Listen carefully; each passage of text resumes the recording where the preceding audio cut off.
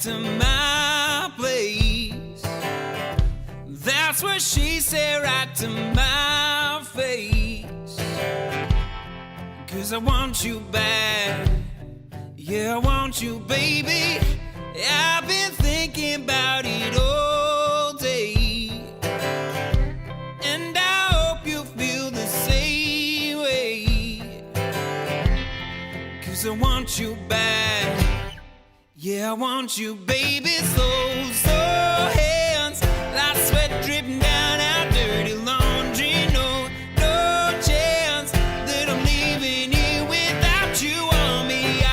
I know, yeah, I already know that there ain't no stopping your plans and those slow hands.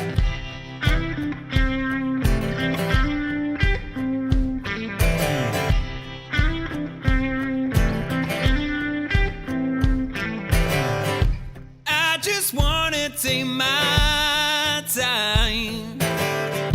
We could do this, baby, all night. Yeah. 'Cause I want you back. Yeah, I want you, baby. Slow, slow hands, like sweat dripping down our dirty laundry. No, no chance that I'm leaving here without you on me. I know, yeah, I already know that there ain't no stopping your plans and those slow hands. Fingertips putting on a show. Got me now and I can't say no.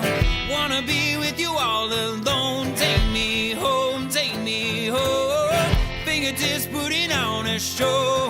Can't you tell that I want you, baby? Yeah. Slow hands, like sweat dripping down our dirty laundry. No, no chance that I'm leaving here without you on me. I know, yeah, I already know that there ain't no stopping. Slow hands, like sweat dripping down our dirty laundry. No, no chance that I'm leaving here without you on me. I know, yeah, I already know that there ain't no stopping your plans and those slow hands. Slow hands. Slow hands. Hey everyone, welcome to another Wild Straw Music live stream. For those of you who don't know me, my name is Will. If you haven't been on this channel before, basically, as you just seen from the intro there, I do music covers. So I am actually using a MacBook Pro pretty much for all of my music creation and my videos. So yeah, look, I'm going to be doing a little bit of a test today on the new MacBook Pro, the M1 Pro chip. I have the 16-inch base model. So yeah, look, I'm really interested to kind of check out what this thing can do. I actually picked this one up as kind of like a test unit for myself, just so I could determine what I might need. So I got the base model so I could kind of put it to the test, run through with what I think I'm going to be doing. Like I've got some 4K footage, which I don't actually usually shoot 4K at the moment. But basically, yeah, I'm going to put it through its paces for what I use it for.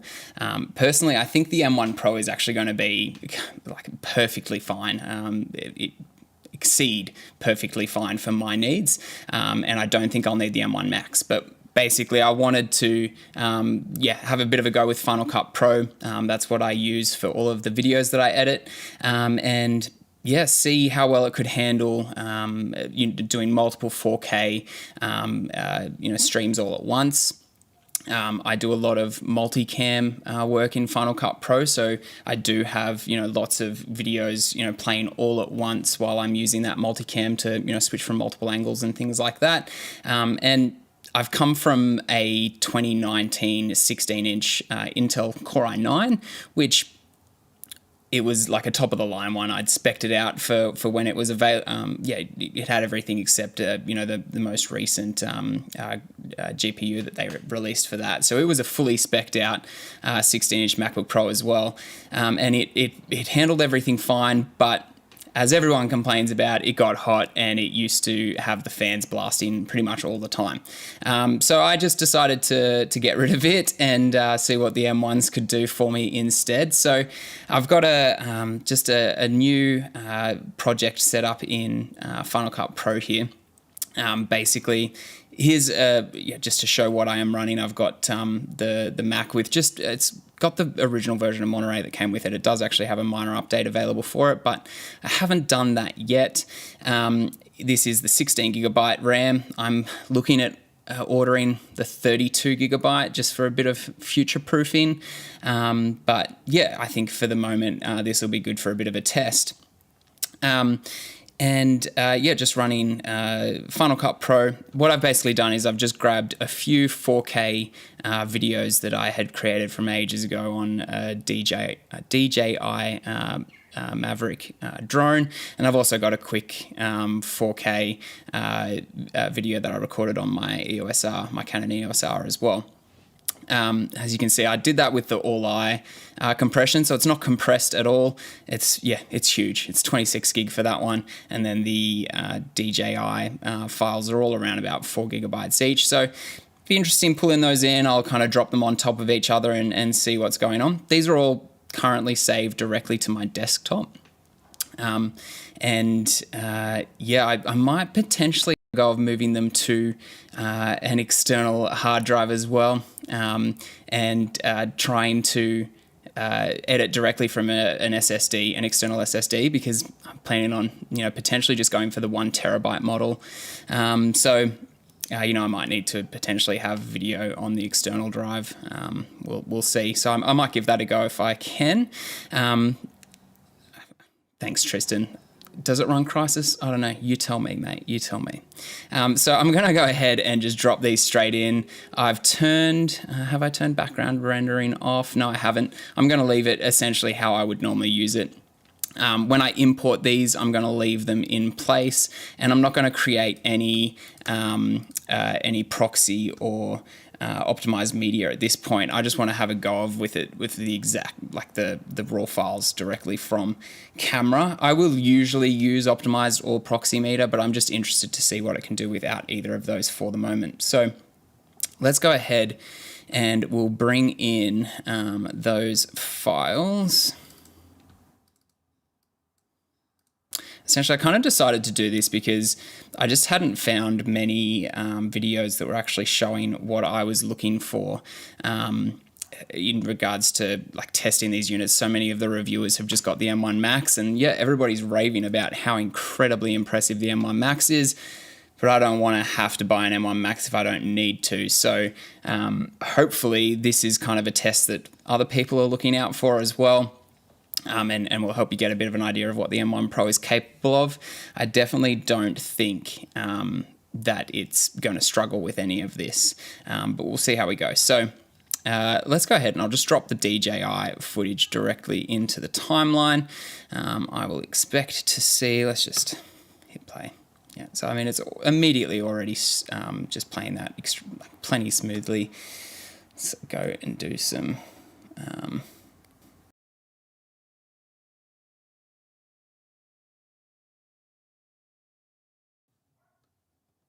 Now, what I didn't mention is I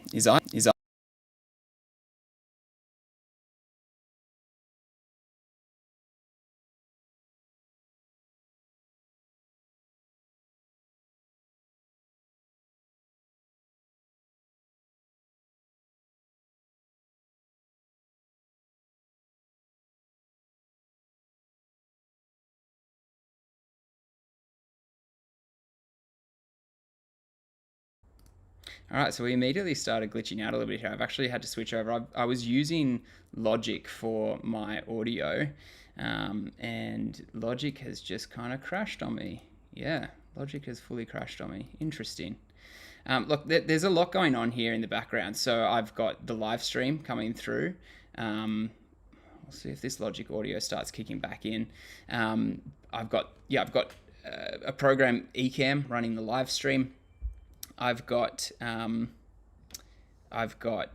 Logic running, which was doing my audio through. Yeah, thanks. Oh, there we go. Now we've got both coming through. I'll just stick with the MacBook Pro for the moment. But what happened there is Logic froze on me, so all my audio dropped out for a moment. So that's interesting. But yeah, I completely think this is a lot going on in the background. To have Logic, to have a streaming application running, and to be doing a screen share, and then also to be dropping 4K video into a timeline and trying to play that smoothly as well. So how about I'm going to quit. I'm not going to use Logic for the moment. I'm just going to use the built-in MacBook Pro microphone instead, and we might come back to Logic at a later time.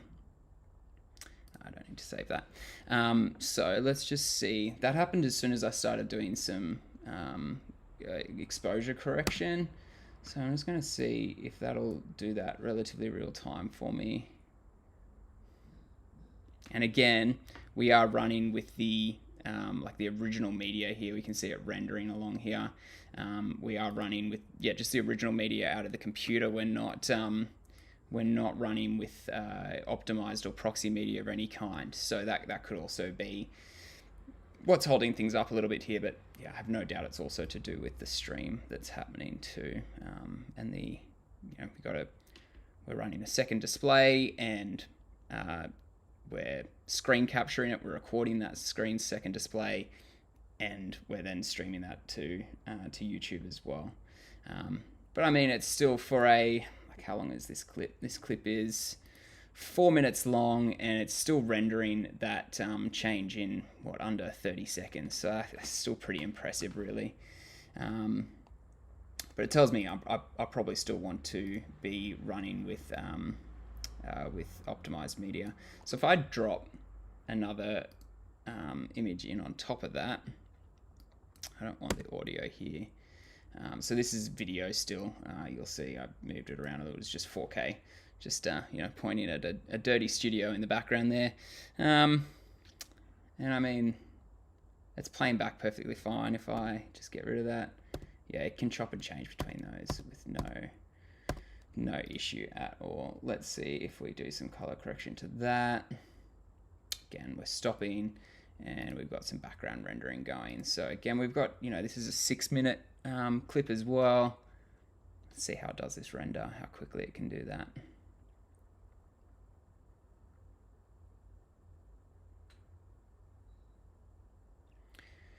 I mean, it's pretty quick. Like, it's still pretty good for a 4K non-optimized piece of footage there.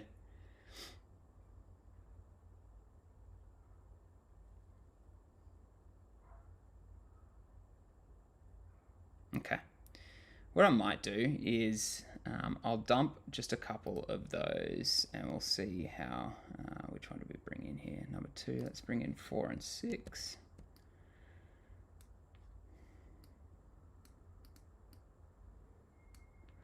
Dump those all on top of each other.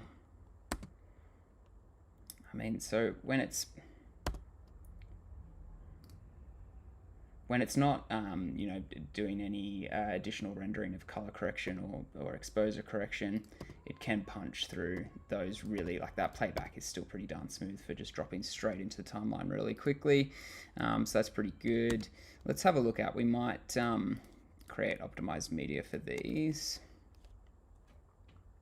I might actually just delete them and re-import them. Get rid of all of this.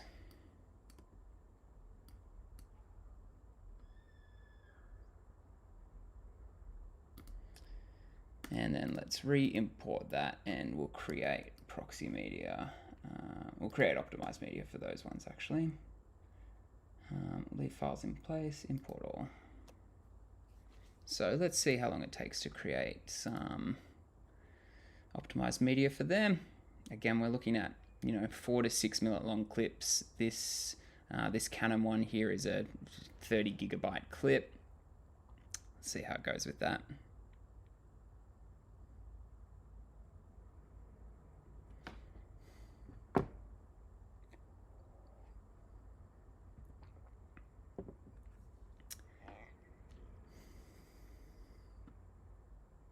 I wonder if we'll be able to, I'll just adjust the exposure here. I wonder if we'll be able to bring Logic back once we're running with optimized media rather than simply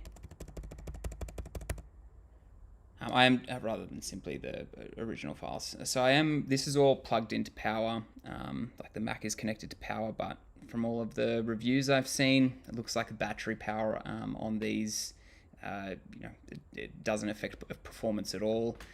So, what you see here with connected to power should be essentially what you get when you're running without a power connection as well.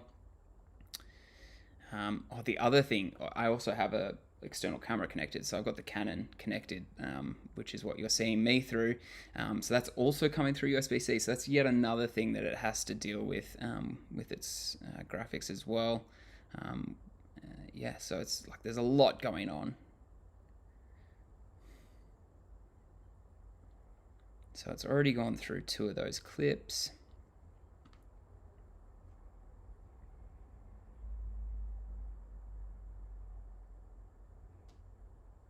I can't say I ran this exact same test on my previous Mac, so I don't have anything specifically to give a really accurate comparison for, but I've been importing clips into Final Cut for years, so this is pretty quick for a 4K, 4 to 6 minute long videos. Transcoding this to optimize media, it's doing it.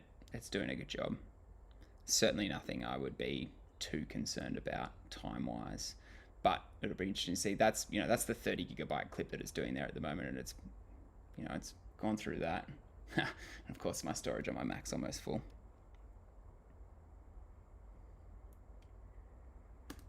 Let's continue. I might just need to. I did restore this from a backup, which I'm not going to do when I do buy a new one.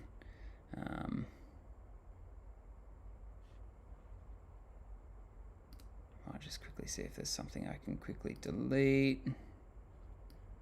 Yeah, I'll just get rid of these quickly. I don't need those.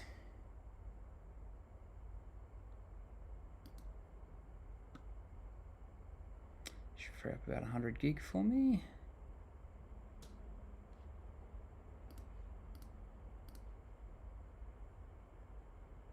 I think that was the transcode, but now the transcode's back underway. All right, cool.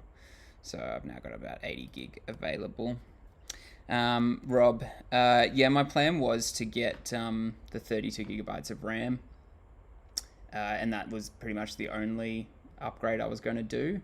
I don't know. I mean, it's only enough. Once you upgrade to 32 gigabytes of RAM, it's only another $300, $400 to upgrade to the M1 Max with the 24 cores of GPU. So it's really tempting, but I'm not sure.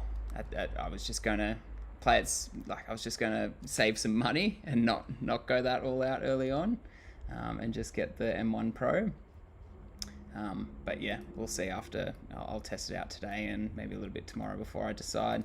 But what I'm going to do here is I'm going to create a multicam clip. Now it's going to try and sync those with audio, but there's no audio for it to sync. So we'll just see what it does here. Actually, I might just tell it not to do that and go done.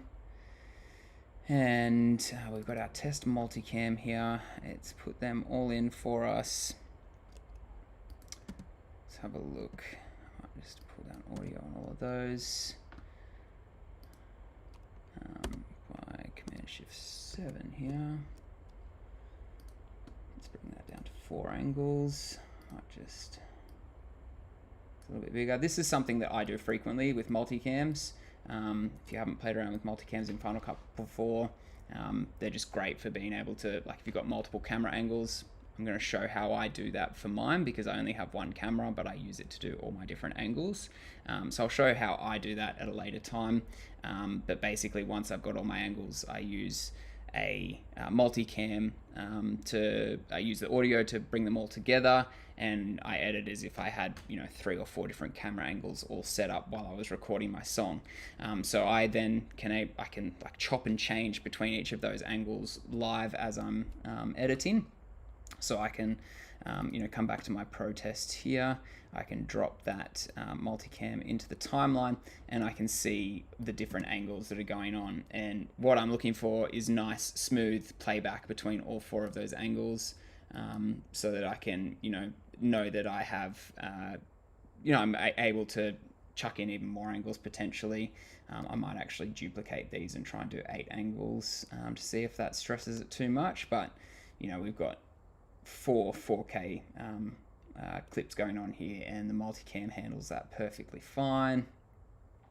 So when you're editing in Final Cut, you can kind of be like, yes, I want to cut to that video, and then yes, I want to cut to this video, yes, I want to cut to this one. And then when we come back to the timeline and have a look at what we've just edited, we'll see those changes as we go through. So we can see those cuts between different angles there. Cool. Do I think it's running better than my former Mac? Again, for me personally, I didn't use 4K at all.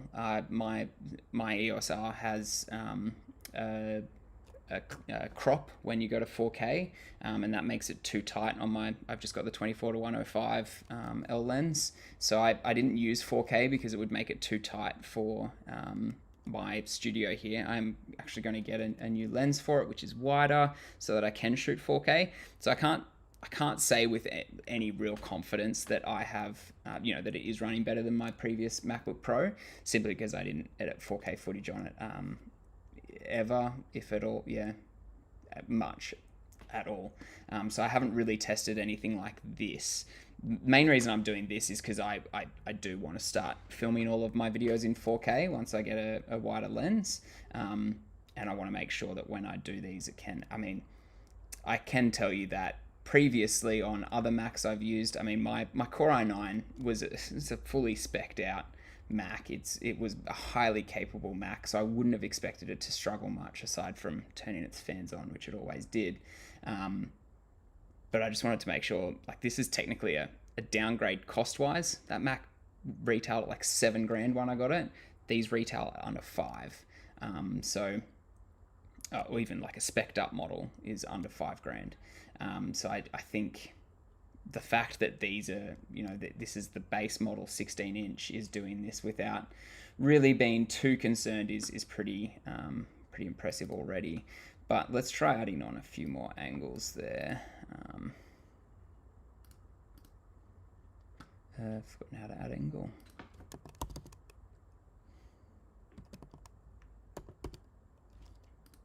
It's in here, isn't it? That's where it is. Let's go add angle.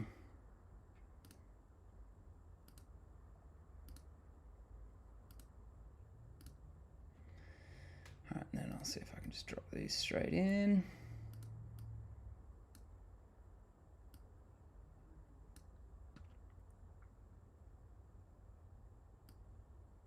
All right, so we're now running 8 4K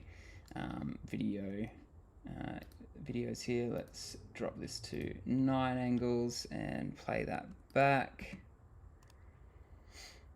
Yeah, I expected with optimized media, Apple does great things with its ProRes media, and yeah, there's no issues that we're seeing going on any of these. These are at a smaller. I'm not sure quite how Final Cut does with its scaling when you're looking at multicams like this, but that's all working fine.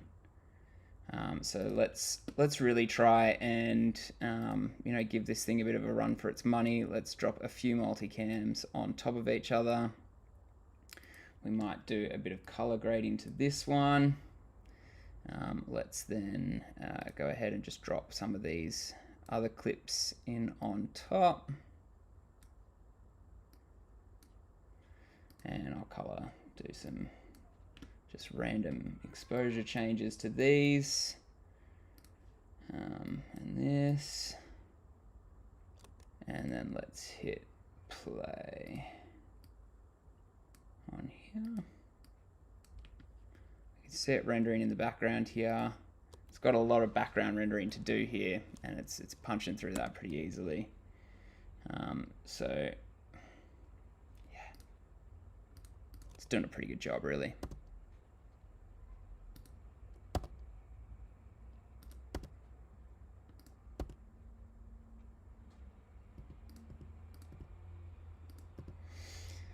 I think it's doing pretty well. If I chop and change that a little bit, yeah, it's still like it's not worried about if I readjust where that footage is. It can kind of jump directly to whatever frames I'm testing there. We can see this is unrendered here by that dotted line at the top there, and yet it's still. If I check out what's actually going on that one, hit pause, and I'll hit play again.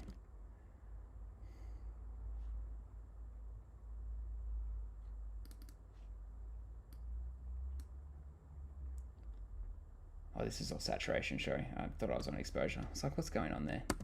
But yeah, we can see it's dropped the saturation there. A quick pause play is getting it to play exactly how it should.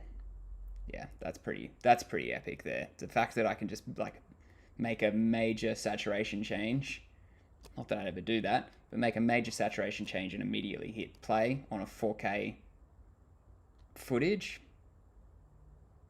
I'm okay with that. Let's get rid of that one and let's try it on this, scene as this is the multicam. We do the same thing. It stops, I hit play again, and it just goes immediately. What if we go full screen? What does it look like? That is playing. It's just that you can see it is ticking along. It's just that it was a still image, so that's probably not. Let's actually, I'll find the point at where that was moving around here. It's playing back perfectly fine. I don't think that was even rendered yet. Oh, that may have successfully finished rendering for that section there.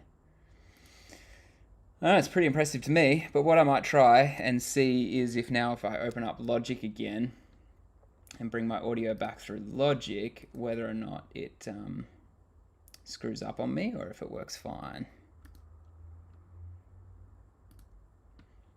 So I've been, as you might have seen from my other live streams, anybody who's seen them, I'm working on a new cover of Taylor Swift's Exile at the moment. Let's switch over to the other mic.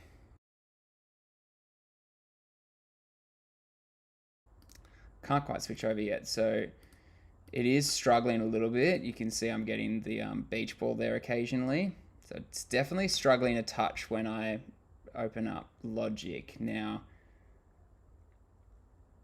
I don't know whether or not, doing a software update, whether or not there's other things going in the background. There could be issues coming across from my, like the fact that I restored from my previous Mac as well. They're all things that could be playing into this. But we can see like right now, if I try and activate that, there we go. So that's active now, but I'm not getting anything.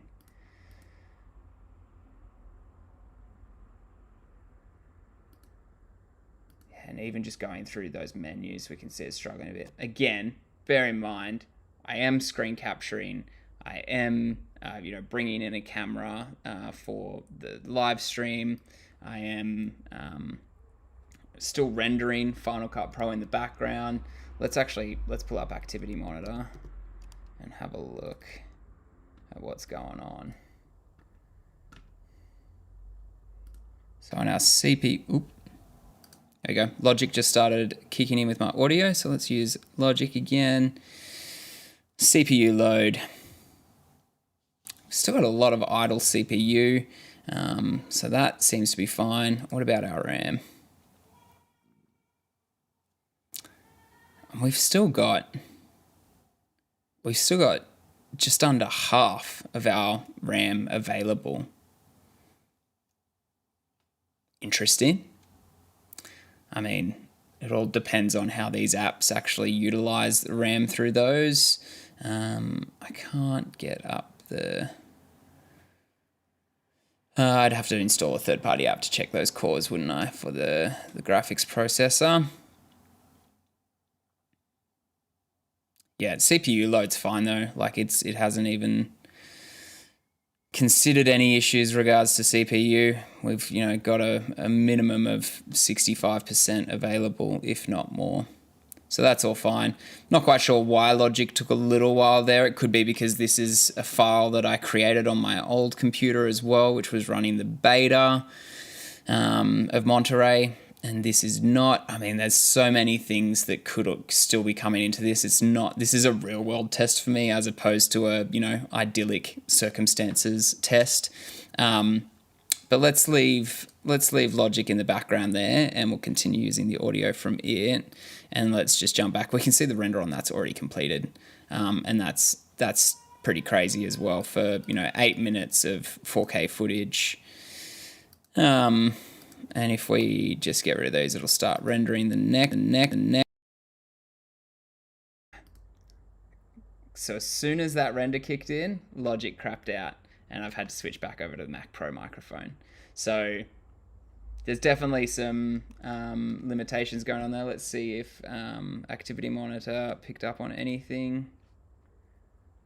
The slight peak there in system jumping up a little bit. I'm not sure if that was at the exact same time that I switched the render or not, like potentially was. And what about memory? Yeah, we had a big jump in memory as well. We went up to 14 gigabytes of memory use. So that could be potentially the throttling point here, is the memory, which again is one reason why I would, I'd definitely be personally upgrading it to 32 gigabytes just for future use as well. I'm not a tech guru, so if anybody wants to explain to me exactly what's going on here, please do so down in the comments. Quite happy for you to do that. Yes, I've worked for Apple, but I didn't get a lot of technical expertise from them. I just got troubleshooting expertise.